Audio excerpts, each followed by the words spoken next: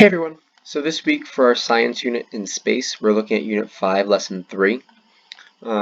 Mainly what patterns can be observed throughout the year. In Lessons 1 and 2, we also looked at patterns that can be observed, but we more looked at them from a day or maybe even month perspective.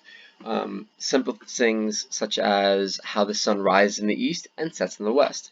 But now we're going to be looking at a few more complex kind of ideas. More things that occur over the course of an entire year.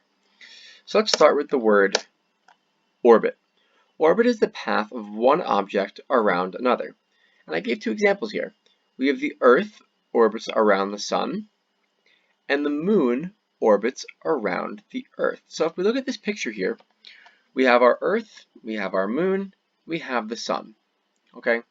So the Earth, its orbit goes like this. It moves around the sun. This is its path. This is the direction that it goes. So the Earth's orbit moves like this around the sun. In a similar way to how the Earth orbits the sun, the moon orbits the Earth. It goes around and around and around. Okay? Another term to be familiar with is revolution. We spoke in lessons 1 and 2 about the word rotation. Now rotation, we said, was how the Earth spins itself on its axis.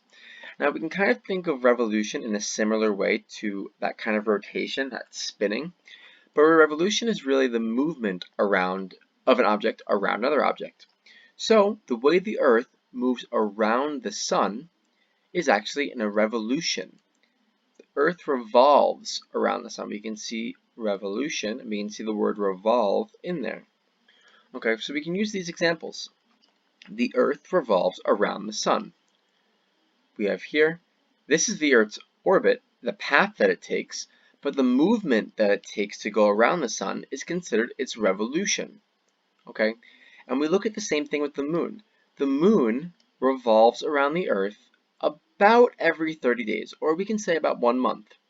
So we can follow this as the path with these arrows. This is the path that it takes, but the actual complete movement is the revolution. So think about a question here. How long does it take the Earth to revolve around the sun? We think about it. The Earth spins. When the Earth spins in a complete rotation, that's 24 hours. We learned that in lessons 1 and 2. And we know that the moon, when it revolves around the Earth, is every 30 days. So think about that. How long does it take Earth to revolve around the sun?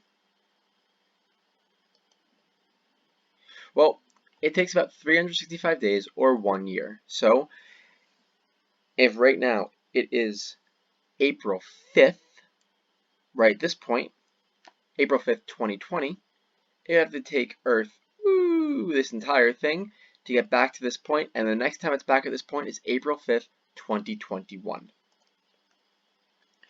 And I found this little GIF here. I think this could be helpful to see the way Earth moves around the sun. It is not a complete circle. This picture shows it more of a circle, but it's not a perfect circle. We can see that. We describe this as elliptical. Okay, kind of like that machine at the gym. It is elliptical, so it goes in like this curved fashion like this.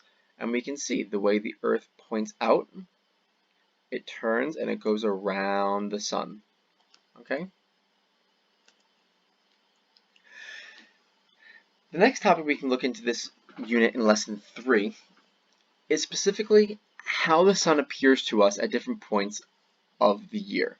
Okay, so we were able to look at this in lessons 1 and 2, how the sun appears different parts of the day.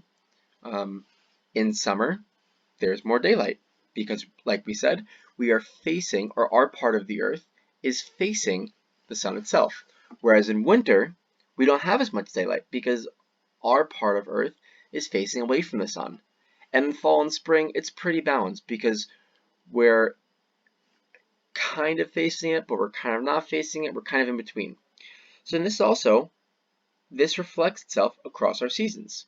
So the longest distance to the sun, the most daylight, here shows summer.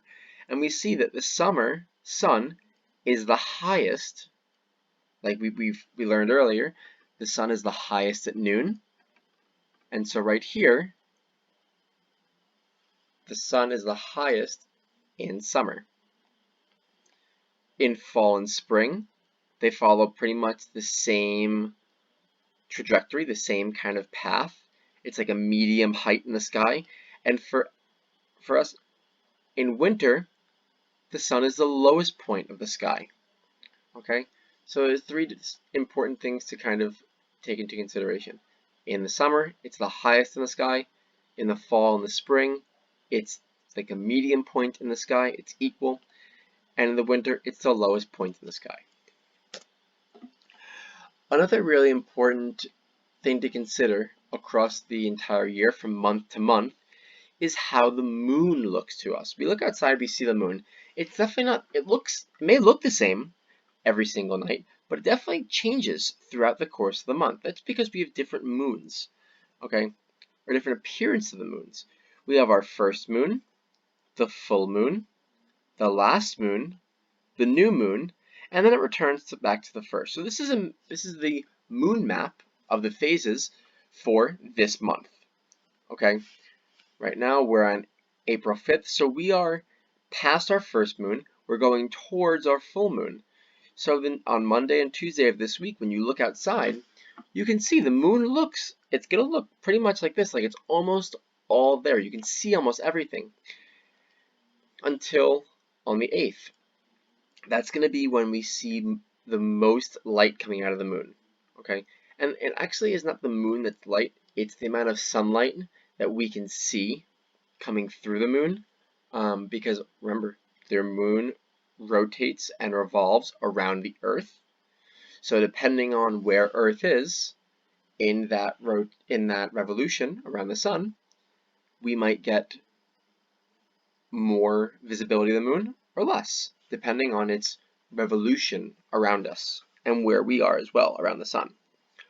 But pretty much the moon follows this 30-day cycle between first, full, last, and new, and then it returns back to first. And it might not be as simple as in April, where it's the first on the first of the month, and the first month then goes back to the 30th. It might change a little bit, but generally it's about 30 days. And the third main topic for this lesson is to look at our constellations. We have different parts of the year here. We have June 21st, September 22nd, December 21st, and March 21st. These dates represent the beginnings of our different seasons: summer, autumn, winter, and spring. And what you'll notice is there are different constellations in the sky. We learned about these constellations earlier in this unit. The constellations are groups of stars that appear in the night sky, and we can kind of connect them together. And depending on where we are around the sun and where our placement is in this orbit, we can see different constellations. So certain constellations might be only visible in certain seasons. For example, in June, a constellation like Scorpius will be much clearer to us in the night sky than a constellation like Orion, because it's all the way over here. So we may not, maybe if we have a very strong telescope, maybe we could see it. But to just our plain eye, it will not be likely that we can see it. So this is actually from your textbook. We can see how the Earth's revolution affects how we view the sun's position in the sky. If we go at 10 p.m. on a summer night, we may see 1, 2, 3, 4, 5, 6 different constellations. We see little bits of them, okay? So let's focus on Ursa Minor right here. We see this constellation 1, 2, 3, 4, 5, 6, 7 different stars right here, okay? This constellation, if we go from a summer night to a fall night, what happens to Ursa Minor? We can see that it shifts. It makes like a 90-degree shift. And that's because, I'm going to go back one slide. We're going from here to here. So maybe that Ursa Minor, somewhere over here maybe. But as Earth moves, our perception, the way we see Ursa Minor, and we see this constellation, it changes. And let's go from fall to the next season, from fall to winter. Ursa Minor, look, it changes again. Okay?